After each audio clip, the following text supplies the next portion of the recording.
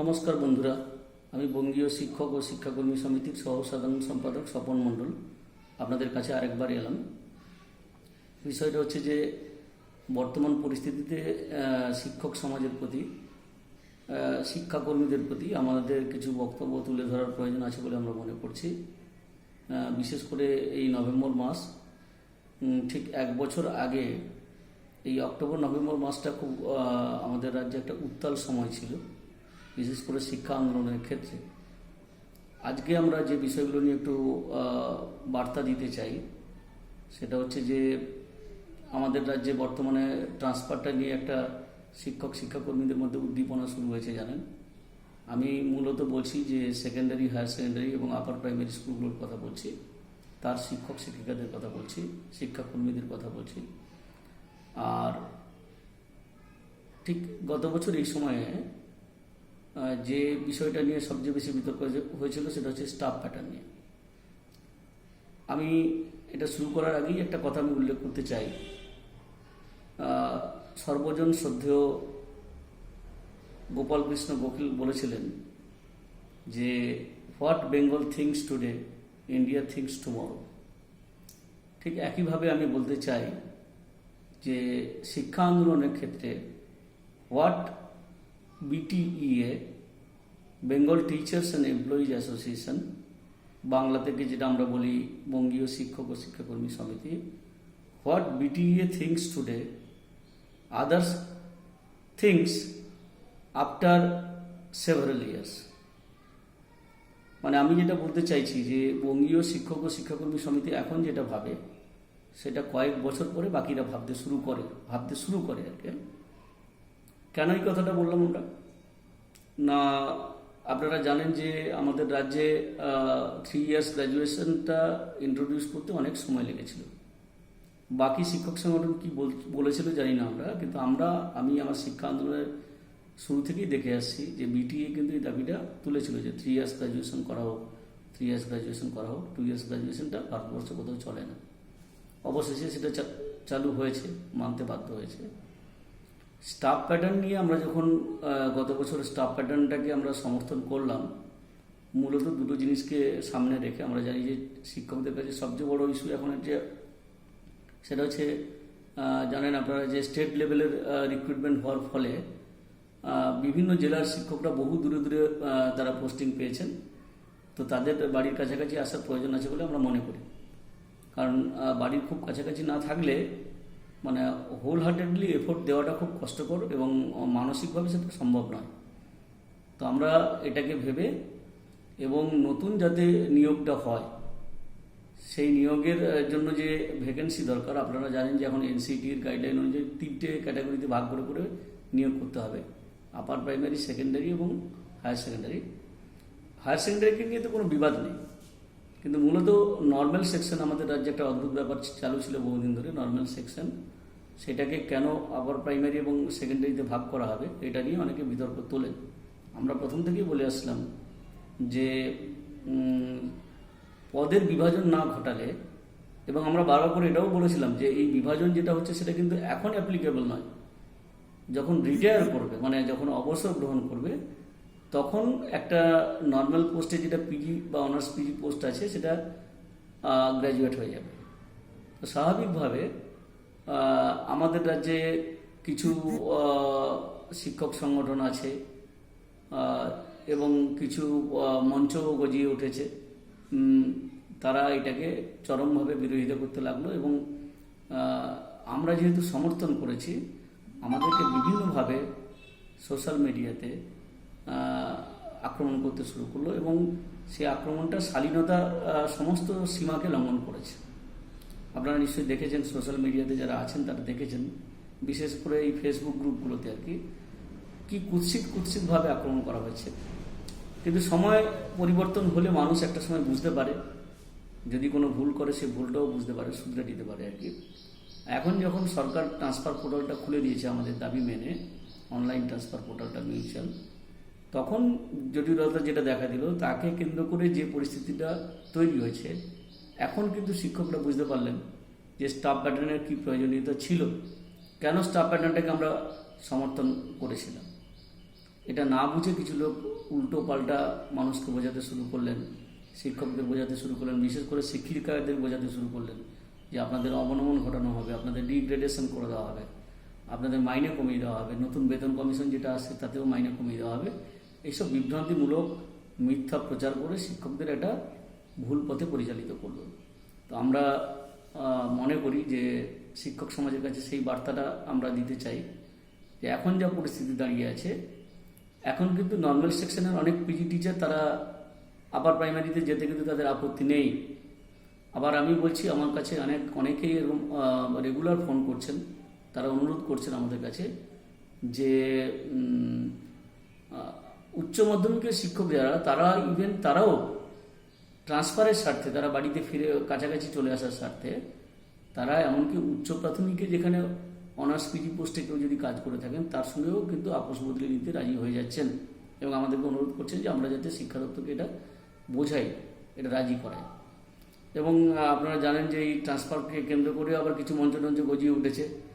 তারা সরকারের কাছে যখন যাচ্ছে তাদের কাছে এই কথাটা শুনতে হচ্ছে যে আপনারাই তো বিরোধিতা করেছিলেন গত বছর তার স্টাফ প্যাটার্নকে, এখন আপনারা বলছেন কেন যে উচ্চ মাধ্যমিককে আপার প্রাইমারি সেকেন্ডারিতে পাঠিয়ে দিন বা যেতে চাইলে দিয়ে দিন বা অ্যালাউ করে দিন।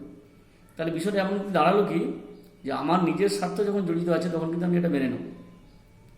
তো স্বাভাবিকভাবে আমি যেটা বলছি যে শিক্ষা আন্দোলনটা কিন্তু এরকম হঠকারী ভাবে বা হঠাৎ করে কিছু মানে চিন্তাভাবনা মাথায় এলো আমরা সেটাকে করতে চাইলাম, সেটা কিন্তু হবে না। এটা একটা ধারাবাহিকতা আছে, এর একটা হেরিটেজ আছে। তো স্বাভাবিকভাবে আপনারা নিশ্চয়ই যারা বুঝতে পারছেন যে গত বছর এই সময়টাতে যারা আমার বিরুদ্ধে বিশেষ করে মানে অনেক নেতিবাচক কথাবার্তা বলেছেন, প্রচার করেছেন, আজকে তারা নিজেরাই মুখ দেখাতে পারছে না। কারণটা হচ্ছে কি, তারা বুঝতে পেরেছে যে আমরা সম্পূর্ণ মিথ্যার উপর দাঁড়িয়ে, সম্পূর্ণ ভিত্তিহীন বিষয়ের উপর দাঁড়িয়ে আমরা লড়াইটা করছিলাম এবং মানুষকে বিভ্রান্ত করছিলাম।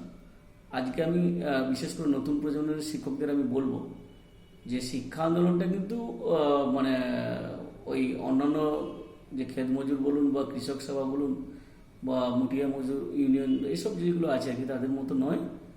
এটা একটুকু মানে চিন্তাশীল মানুষদেরই আন্দোলন বলতে পারেন। তো স্বাভাবিকভাবে সেখানে আমি কোনো হঠকারীভাবে কিছু হঠাৎ করে দেবো সেটা কখনো সম্ভব নয়।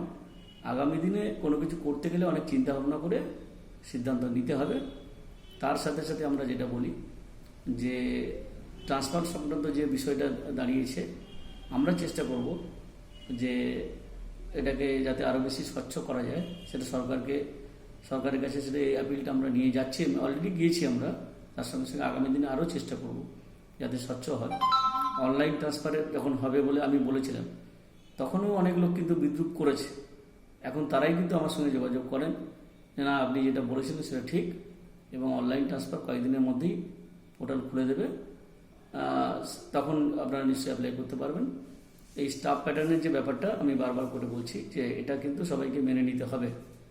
আমরা যখন প্রস্তাব দিয়েছিলাম যে স্কুলের শিক্ষাকর্মী বলুন বা প্রধান শিক্ষক যাদের পদ আছে আর কি, সেই পদগুলোকে অনলাইনে যাতে দেখা যায়, বা বিকাশ ভবনের ওয়েবসাইটে বা পোর্টাল থেকে যদি একবারে সঙ্গে সঙ্গে দেখে নেওয়া যায় আর কি, বা রিটায়ারমেন্টের দিন যাতে সেটা শূন্য পদ হিসেবে ঘোষিত হয় আর কি, যেটা ডিআই অফিসে পিপি সিস্টেম যেটা আছে সেটা যাতে বাতিল করা হয়। সেই প্রস্তাবটাও যখন রেখেছিলাম তখনও কিন্তু অনেকে বিদ্রুপ করেছিলেন, এটা কি ধরনের প্রস্তাব, এটা হয় নাকি? দশকের পর দশক এই সিস্টেম চলে আসছে, সেটাকে আবার বাতিল করা যায়? হ্যাঁ, বাতিল করা যেতে পারে, কারণ তার বাস্তবতা আছে এবং আপনারা নিশ্চয়ই জানেন যে সরকার সেটা মেনে নিয়েছে। এবং আর কিছুদিনের মধ্যেই বিকাশ ভবনের পোর্টাল থেকেই কিন্তু সারা রাজ্যের কোথায় কোন স্কুলে শিক্ষক পদ শূন্য আছে সেটা কিন্তু তারা বসে দেখে নিতে পারবে। এবং বছরের পর বছর যে শূন্য পদ পড়ে থাকতো, যেগুলো ডিআই অফিস থেকে পিপি বের করতে মানে জুতোর সুতলাও পর্যন্ত ক্ষয়ে যেত, তার জন্য কাউকে ডিআই অফিসেও ছুটতে হবে না। এমনিতেই স্কুল থেকেই আপলোড করলেই মুহূর্তের মধ্যে সেটা বিকাশ ভবন, বা আমরা সেটাও বলেছি যে এমন একটা সিস্টেম চালু করুন যাতে করে ওই একদম মানে রিটায়ারমেন্টের দিন ডেট অফ রিটায়ারমেন্ট তো প্রত্যেকে দেওয়াই থাকে, তাহলে অটোমেটিক্যালি যাতে সেটা ভ্যাকেন্ট ডিক্লেয়ার হয়ে যায়। যদি না কোনো আনইউজুয়াল ঘটনা ঘটে থাকে তাহলে সেক্ষেত্রে ওইটাকে রিটায়ারমেন্ট ধরে নিয়ে তাদেরকে শূন্যপদটা ঘোষণা করে দেওয়ার ব্যাপারটা, সেটাও বিকাশ ভবন খুব সিরিয়াসলি দেখছে। সম্ভবত হয়ে যাবে বা আমাদের দাবিটা মেনে নেবে। এরকম একটার পর একটা আমরা কিন্তু মানে ইতিবাচক শিক্ষক সমাজের স্বার্থে কাজ করে যাচ্ছি। আর একটা কথা আমি বলি যে জানি উপকার করলে, মানুষের ভালো করলে অনেক আঘাত পেতে হয়, এটা এর উদাহরণ অতীতেও আছে। আর বিশেষ করে যারা অকর্মা আর কি, কিছু করেন না আর কি, বাড়িতে বসে বসে সব কিছু সুযোগ সুবিধা নেব বলে যারা মনস্থির করে বসে থাকেন, আর অলস মস্তিষ্ক যাদের নতুন নতুন চিন্তাভাবনা যাদের মাথায় আসে না বা যারা চিন্তা করতে পারে না, তারাই কিন্তু আমাদেরকে বেশি করে সমালোচনা করে। তো সমালোচনা করার অধিকার আছে সবাইকে, কিন্তু আক্রমণ করার অধিকার নেই। যাই হোক, শিক্ষক সমাজের উদ্দেশ্যে আমরা এটা বলবো যে আগামী দিনে একটু সাবধান থাকবেন কোনো ফাঁদে পা দেওয়ার আগে। বিশেষ করে এই যে নতুন নতুন বহু মঞ্চ গজিয়ে উঠছে। আর একটা সবচেয়ে বড় ব্যাপার যেটা এখন দেখছি আমরা আর কি এই সরকারের আমলে, যে শিক্ষা আন্দোলনটা বেশ ভালো একটা ইনকামের জায়গা হয়ে গেছে কিছু কিছু লোকের কাছে। একটা ভালো ইনকামের জায়গা, একটা ভালো উইদাউট ইনভেস্টমেন্টে ভালো একটা ইনকামের জায়গা হয়ে গেছে আমরা দেখতে পাচ্ছি। তাতে কিন্তু নতুন প্রজন্মের কিছু শিক্ষকও জড়িয়ে যাচ্ছেন। এরাই কিন্তু সার্বিকভাবে শিক্ষা আন্দোলনকে কলুষিত করছে। তো স্বাভাবিকভাবে এই ট্র্যাপ থেকে এটা আবার আপনাদেরকে খেয়াল রাখতে হবে যে আপনারা মনে করছেন যে এই যে অরাজনৈতিক মঞ্চতন্ত্রের নাম দিয়ে যারা করছেন তারা ভেরি মাছ কিন্তু রাজনীতিটাই করছে। এবং আপনি দেখবেন তাদের পেছনে কিন্তু প্রথাগত দু একটা শিক্ষক সংগঠন, যাদের মূল মোটিভ বাজার থেকে টাকা তুলে নেওয়া আর কি, তারাই কিন্তু মদতটা দিচ্ছে। একটু ভালো করে তলিয়ে দেখলে বুঝতে পারবেন। অ্যাটলিস্ট আমাদের কাছে তো সেই ধরনের খবর টবর আছে আর কি। যাই হোক, আগামী দিনে এইসব অরাজনৈতিক মঞ্চ বলুন যাই বলুন, এগুলোর প্রতি একটু ভালো করে দৃষ্টি রাখুন। আর আমরা যেটা বলবো যে মানুষের উপকার করলে যেমন মানুষ মানে কি বলা যায় যে অনেক সময় আঘাতও করতে পারে, যেটা বিদ্যাসাগরের জীবনে হয়েছিল। আপনারা জানেন যে একটা তো ঘটনা জানেন যে বিদ্যাসাগর স্টেশনে একজন লোকের সঙ্গে দেখা হয়েছে, তিনি তাকে দেখলাম মানে খুব কুৎসিত ভাষায় আক্রমণ করলো, বিদ্যাসাগরকে বিচ্ছিরিভাবে আক্রমণ করলো। তখন বিদ্যাসাগর কিন্তু খুব মৃদুভাবে, অত্যন্ত বিনয়ীভাবে তাকে ডেকে বললো, হ্যাঁ ভাই, আমি তো তোমার কোনোদিন উপকার করিনি। তো স্বাভাবিকভাবে মানে এটা একটা বড় শিক্ষা আমাদের কাছে, যে উপকার করলে যে মানুষের কাছ থেকে আঘাত আসতে পারে, এবং সেটা সুশিক্ষিত লোকেদের কাছ থেকে আরও, শিক্ষিত লোকের কাছ থেকে আরও বেশি করে। এটা এখন আমি কিন্তু হাড়ে হাড়ে টের পাচ্ছি বা বুঝতে পারছি। যাই হোক, আমাদের কাজ আমরা চালিয়ে যাব। যদি আপনারা আমাদেরকে সমর্থন করেন তা ভালো, না সমর্থন করলে আরও ভালো। কিন্তু আমরা আমাদের কাজ এবং গঠনমূলক কাজ আমরা আগামী দিনে এভাবেই চালিয়ে যাব। সবাইকে ধন্যবাদ। ভালো থাকুন, সুস্থ থাকুন। দীপাবলির আগাম শুভেচ্ছা জানাচ্ছি আপনাদের। নমস্কার।